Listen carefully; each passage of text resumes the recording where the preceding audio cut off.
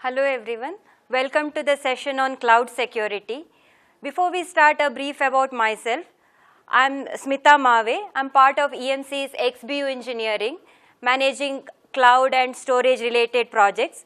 Prior to this, a lot of my experience has been on the security domain, developing security software products such as antivirus products, identity management and access management products, data loss prevention. All these are security terminologies which I'll walk you through as we progress. And currently, I'm handling the storage and cloud part of projects in EMC's solutions group. So nowadays, all the enterprises are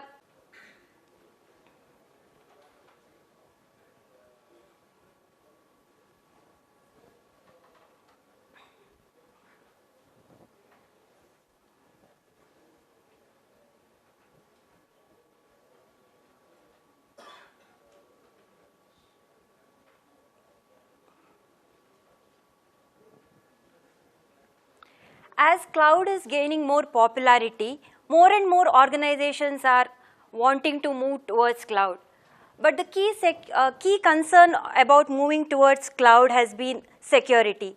So Chief Information Officer of an organization, while deciding to move to cloud, he would have a lot of questions. Is my data secure on cloud? Can others access my confidential data? For example, if a competitor also is using the same cloud infrastructure, how safe is my data? How confidential is my data? Also, there are a lot of government regulations and compliance perspectives. So how can I make sure that my infrastructure, my cloud infrastructure is compliant with the government regulation? And what if an attacker brings down my app which is hosted on cloud? How do I avoid this problem, and how do I remediate if such an attack is to happen? So these are the major security concerns which are stopping the organizations from moving completely to cloud. So in today's presentation, I will walk you through information security concepts. So how cloud security is different from traditional security, and how the cloud infrastructure landscape is, how it is different from the traditional classical data center, and concerns and threats in cloud infrastructure, and security mechanism. What are the security mechanisms which will be enforced in cloud? So one of the key concepts about in information security is CIA triad: confidentiality, integrity, and availability. So confidentiality of data ensures that your data is confidential. Unauthorized user cannot access your data. Only authorized user can access your data. Integrity makes sure that your data remains as it is. So no unauthorized user can change your data. So making sure that your data is not meddled with. Availability is making sure that your data and services and applications are always available to authorized users. So CIA triad is the key security concept. So all our security mechanisms revolve around these three concepts. Similarly, 3As are another popular concept in identity and authentication management. Authentication is a process of verifying whether a user is who the user claims to be. For example, a user says, I am user A. How do you ensure that user is really user A? So one of the simplest mechanism is password. So, but that may not be sufficient. As we go forward, I'll explain what are the additional authentication mechanisms which are available. Authorization. Authorization is a process of making sure that only authorized user get access to the data. For example, the finance department of a company might have access to only the finance data. So an HR person who is trying to access the finance data should not be given access if the user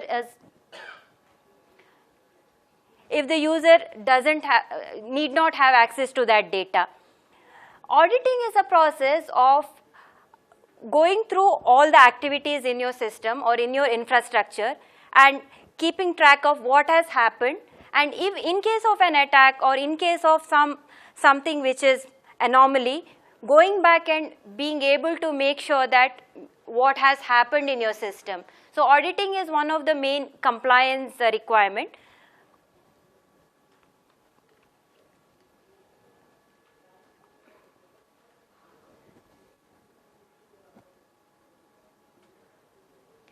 So as I mentioned, using password for authentication is not sufficient. Nowadays, a lot of password cracker softwares are available, and maybe some people use very simple things like their kid's name or the birthday or something like that, which is easier to guess.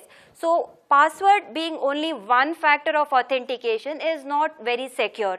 So in order to avoid that, we need to add additional layers of security. So the concept of multi-factor authentication makes sure that in addition to password, you will have multiple layers of security. So one of the examples is multi-factor authentication using one-time password. So there are physical tokens available as well as software tokens available which generate one-time passwords.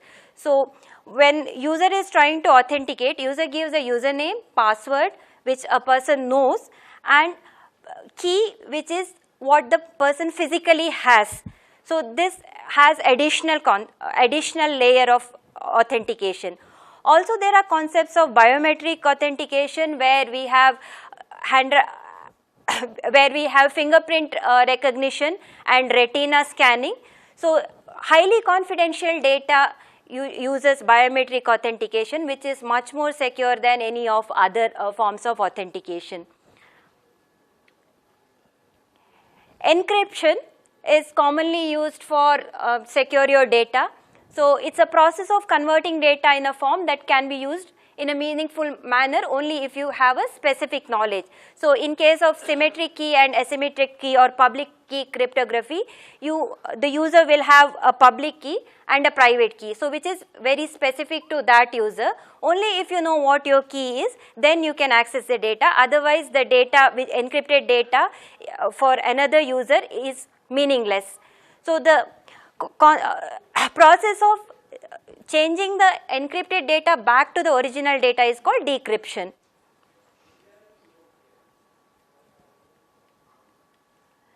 So defense in depth is one more mechanism in security where you have multiple layers of security. So if you have only antivirus in your desktop, some attack through the network may not be captured. So you have multiple layers. So one is perimeter security, where physical security, you make sure that your servers are in a safe location in your lab. Somebody can come, unauthorized user can come and steal your hard disk. So it's important to have physical security in the first place. So usually you have access cards and other mechanism to make sure that physical security is ensured. Then you have network level security, where you have firewall and DMZ, which I'll explain later. And compute security is antivirus and data loss prevention products. And storage security is encryption and zoning. So if in one layer of security, if an attacker gets to your infrastructure, you make sure that in another layer at least you detect this attack and stop this attack. So this will improve your security of the system instead of having only one mechanism of security. So what is the difference between traditional data center and the modern data center which is hosted on cloud? So in traditional data center, all your resources like servers and your storage, everything might be co-located in a single location or maybe in multiple location, but is limited to that organization. But in case of cloud, in case of private cloud, it might be restricted to only your organization, but in case of hybrid or public cloud, the infrastructure is shared by multiple enterprises, multiple users, and it might be very huge, distributed across geography. Your one server might be in Asia and other server might be in US, and you might be using it seamlessly without knowing where your servers or where your data exists. And also you have mobile apps which are trying to access cloud. So it is more complicated than a traditional data center, and you need in-depth security mechanism to make sure that your cloud infrastructure is secure. So let's see who are the players in a public cloud. So there can be an enterprise P and an enterprise Q, and user might belong to either of the enterprises, and the public cloud is hosted by cloud service provider. So the cloud service provider is responsible of maintaining your server, storage, network and all the resources, and making sure that when requested the resources are available to you. But the user need not know what is there at the back end. And also it is shared by different organization, different users. So the user is not aware of who also is sharing his data. In case of private cloud, it is restricted to a particular organization. It might be on-premise, which is in the enterprise, or it can be hosted by a cloud service provider, but the entire infrastructure is restricted to one enterprise. There aren't multiple enterprises using the same infrastructure. Hybrid cloud is where a company, for example, might have its mission critical data in its private cloud, in its enterprise cloud, where it makes sure that my mission critical, very important confidential data is not on cloud, but some not so important data might have been moved to public cloud. So it's a combination of private and public cloud, which is hybrid cloud. So with the use of with the introduction of multiple users and multiple enterprises and a heterogeneous hardware infrastructure, new security concerns arise. So multi-tenancy is one of them, velocity of attack, information assurance and data privacy and ownership. Let's see each one of it in next slides. Multi-tenancy is the concept where multiple virtual machines are located in a single infrastructure, a single server or a single server hosts multiple virtual machines, and each virtual machines are co-located in the same server. So in case of a public cloud, so my company might be using one virtual machine, and another company, which might be a competitor company, might be using another virtual machine which is hosted in the same server. So that's how multi-tenancy brings in a new security threat, where the same infrastructure might be shared by different organizations, and your virtual machines might be co-located in a single server. So for the cloud service provider also, this brings new challenge. Each company has its own security policy. So when multiple organizations have heterogeneous various forms of security policies, how does the cloud provider ensure that they make sure that each company's security policy is fulfilled, is enforced very correctly in a uniform way, because the underlying infrastructure is the same. So another concern is velocity of attack. So as we explained, in case of a public cloud, it might be thousands of servers running in the same location or across the geographies, thousands of terabytes of data. So the entire infrastructure which is available for the user, which the surface of attack increases with the introduction of cloud. In case of a single enterprise having single data center which is within its premise, it's only their set of servers on which they have control. But whereas cloud, the infrastructure is huge, so the surface which is available for attack is huge. So that's why the velocity of attack is also higher. So because of this, potential loss also is very high, because if one VM is attacked, the entire infrastructure might get attacked. So in that case, trying to contain the attack to a particular location also might become more difficult. So to counter this challenge, the cloud service providers need to have more strict security enforcement compared to a classical data center. Another concern, as we explained earlier, is the information assurance and data ownership. So how do you make sure that the confidentiality of your data is maintained? Because cloud service provider now has access to your data, and also some other enterprise also might be using the same infrastructure. How do you make sure that your competitor is not stealing your data, or is or your competitor is not brick. Rajesh, charger.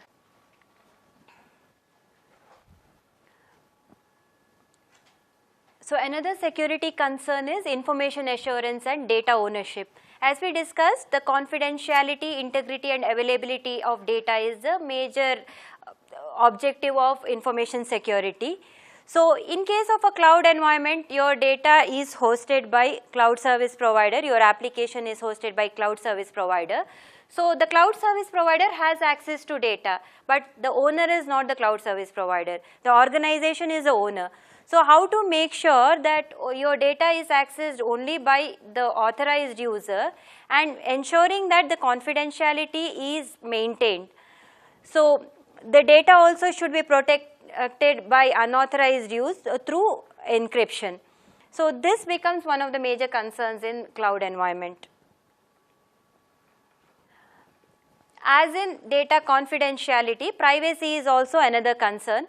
So how do you make sure that the privacy of data is ensured in a cloud environment, because multiple enterprises and multiple users might be using the same infrastructure and might have access to your data. So it is important to make sure that the privacy of the data is maintained.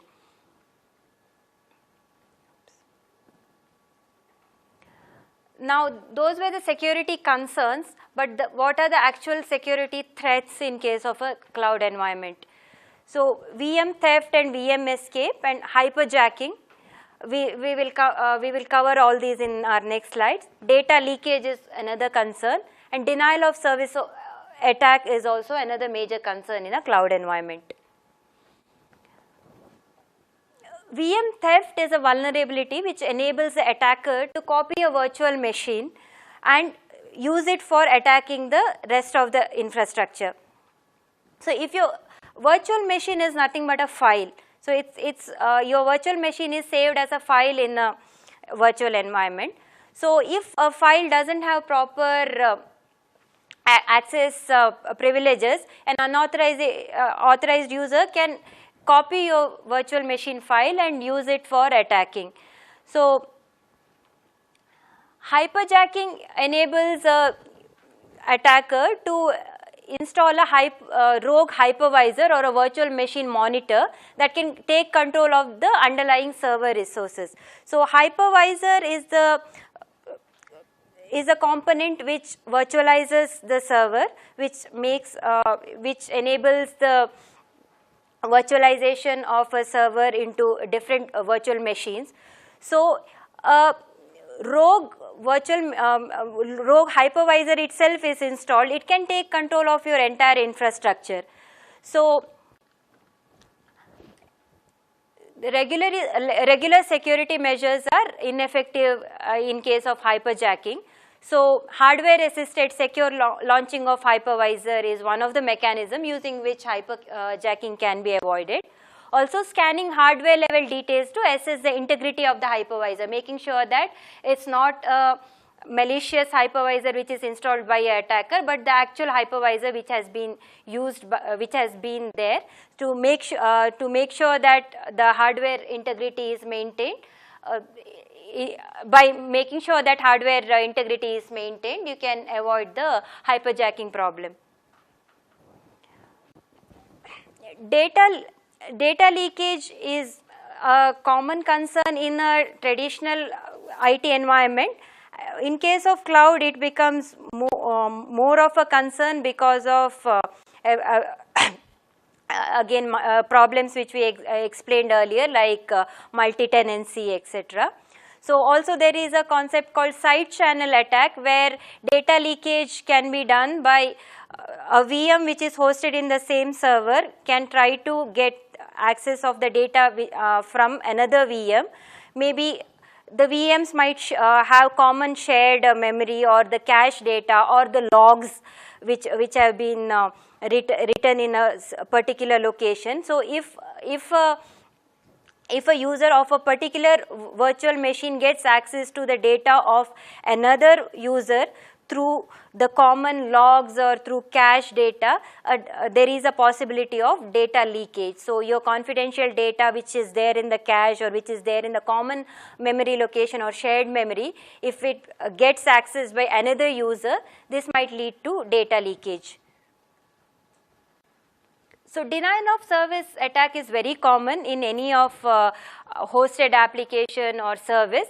So you can see, you might have observed that suddenly Yahoo server has come down, so users are not able to access access their emails. So in case of cloud, the denial of service attack becomes more complicated because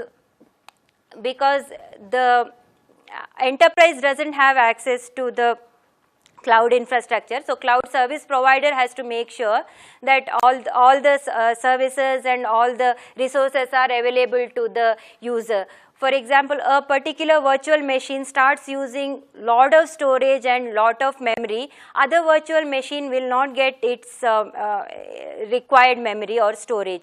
So one way to avoid this is to limit the resource allocation. So make sure that you have a control where a virtual machine can use only this much of memory or this much of storage, so that that virtual machine cannot use all the resources and have a denial of service attack on other users. So now we have explained what are the concerns and what are the threats and how a cloud infrastructure can be attacked. So now what are the security mechanisms available to make sure that your cloud infrastructure is secure? So compute and network level security. So in a virtual environment, your compute and your network and your storage all are virtualized. So at that level, how do you ensure that security is maintained? And secure data at rest. So how the data which is stored in a remote location in a server is secured. And identity and access management. This will take care of how unauthorized use of data can be avoided. And risk analysis and compliance. So at compute level, you have to secure the physical server, which is part of physical security, and also hypervisor has to be secured so that hyperjacking is avoided, and each VM has to be secure because if one VM has been compromised, it can act as attack point for the rest of the infrastructure. Also, security at guest OS level also is very important. So in a virtual infrastructure, when a virtual machine has been launched in a server, making sure that the operating system which is running in that guest in that virtual machine also is secure. So we have to make sure of that. Also, we have to make sure that security is maintained at the application level. So for physical security, as I explained, we have to make sure that the server is physically secure. Only authorized users have access to the server, and also you can disable the unused hardware such as the USB port, so that you can make sure that some malicious attacker doesn't come and use the USB port to copy some malicious software and get the system down.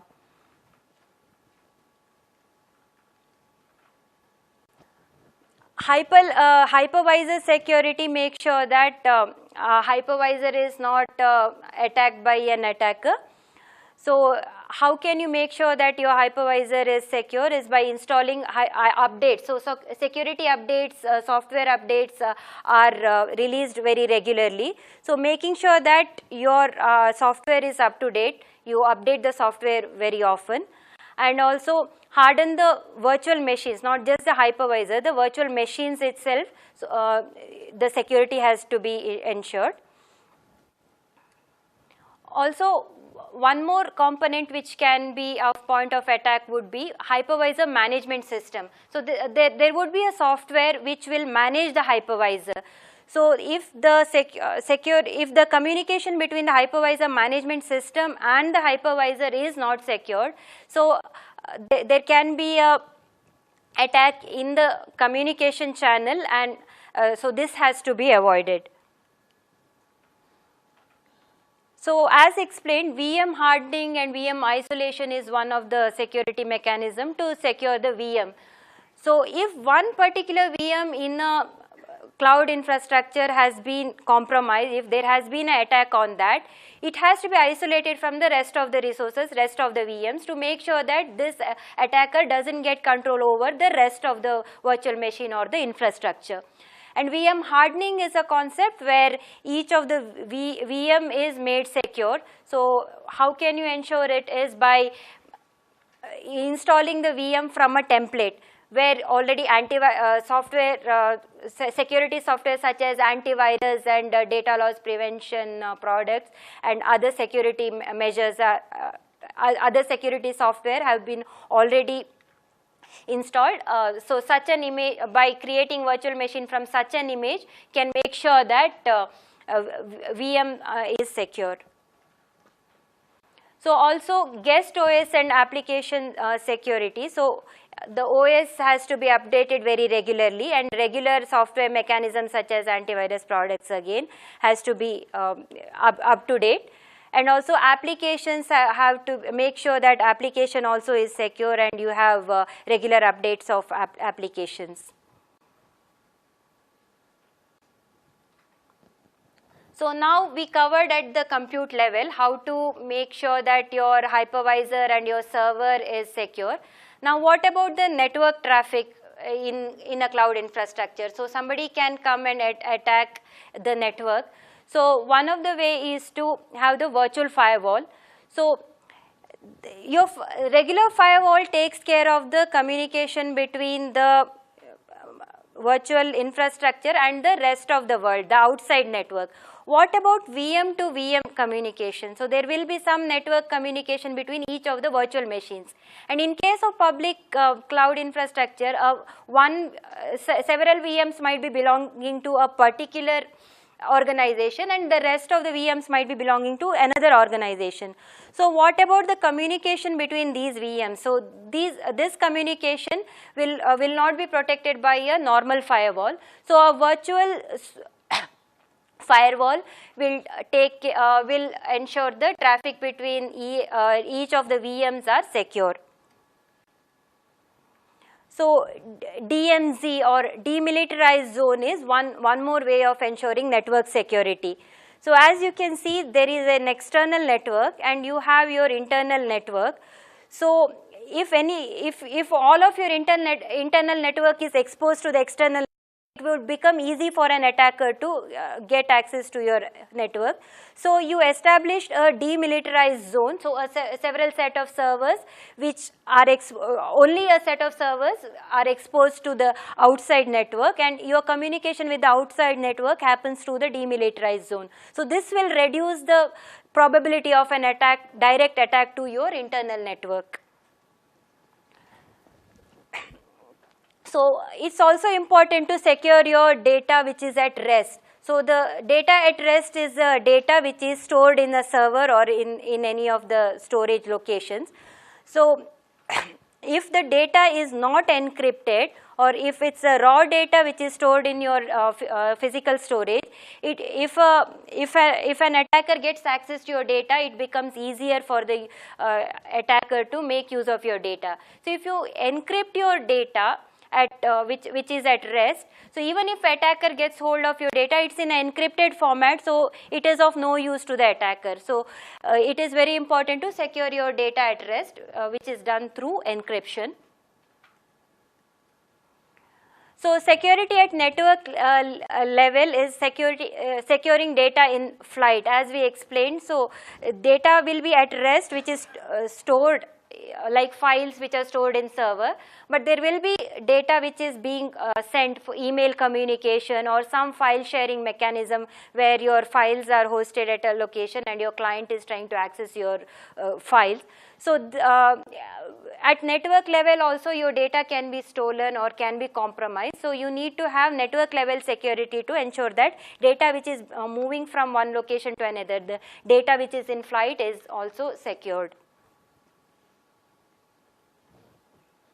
So data shredding is one more concept where, for example, when you actually delete your data, there might be some residual data which is there in the disk, which might be which may be which can be accessed by an attacker and made use.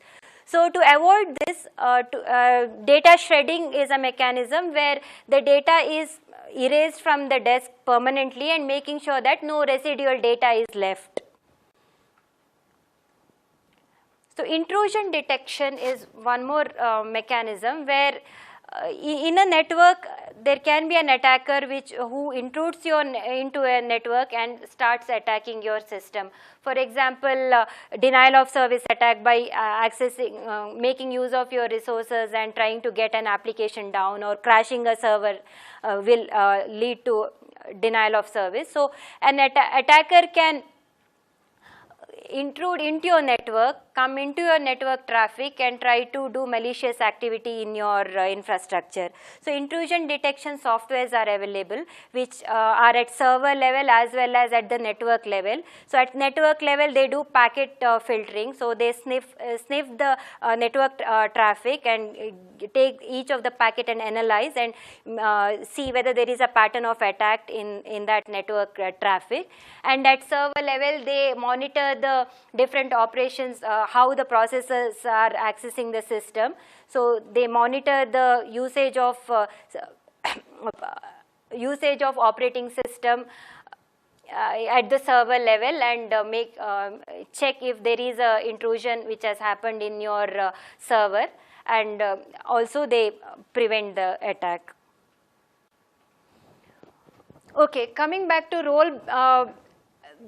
role-based access control. As I explained, the data which is available in your cloud should be available only to the authorized user. A finance department data cannot be accessed by HR, or HR data which is confidential cannot be accessed by should not be accessed by a normal employee.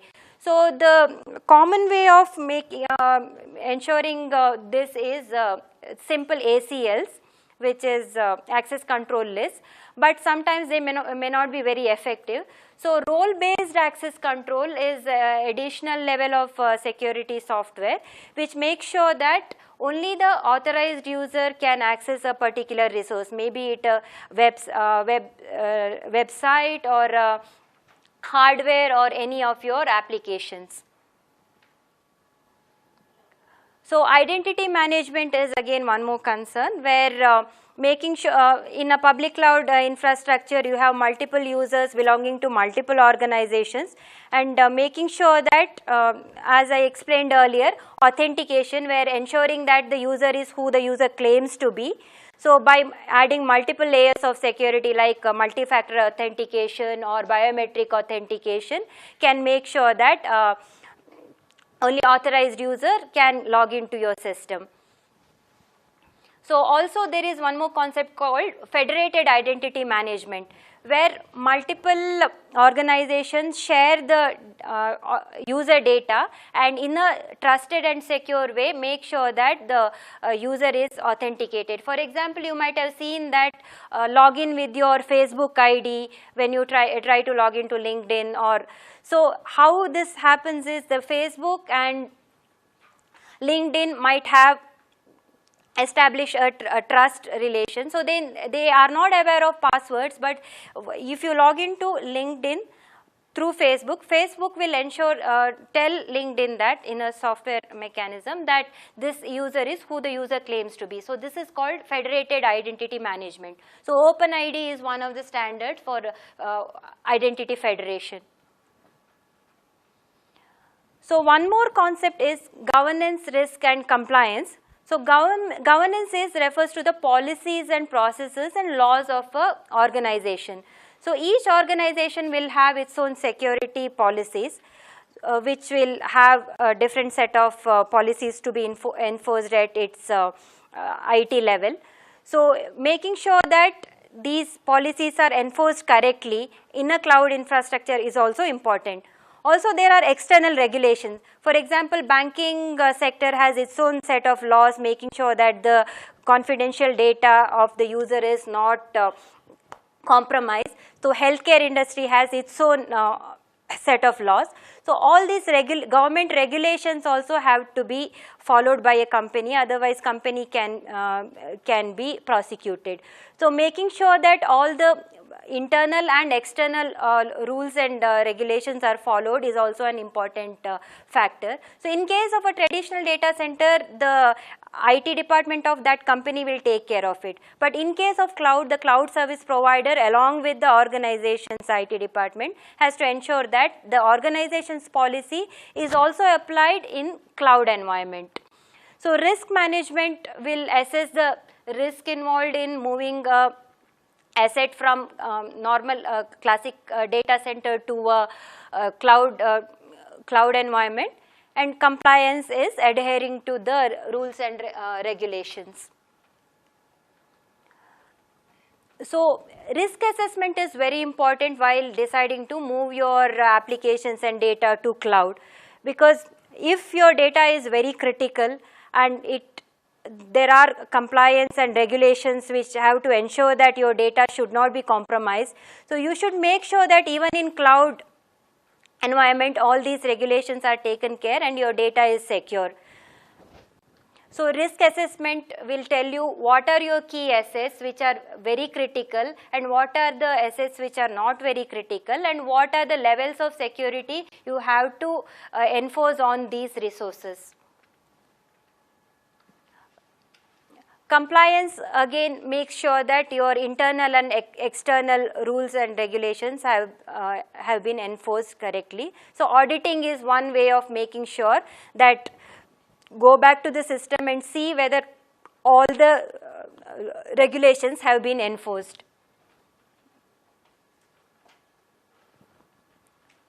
So as the companies are moving towards cloud, one of the major reason why the companies are moving to cloud is the lower operational cost. So running your applications in cloud is much more cheaper than having it in a classic data center where you have to buy your own hardware and software. But there is a chance of increased risk in moving to cloud. So the ultimate goal of cloud computing has to decrease the operational cost and increase the revenue and also reduce the risk. So cloud security mechanisms and cloud security measures taken by a company ensures that the risk of moving to cloud has been reduced, and company can make use of cloud computing to decrease their operational costs and increase their revenue. So that is the ultimate goal of cloud computing. So with that, we come to the end of this session. Thank you.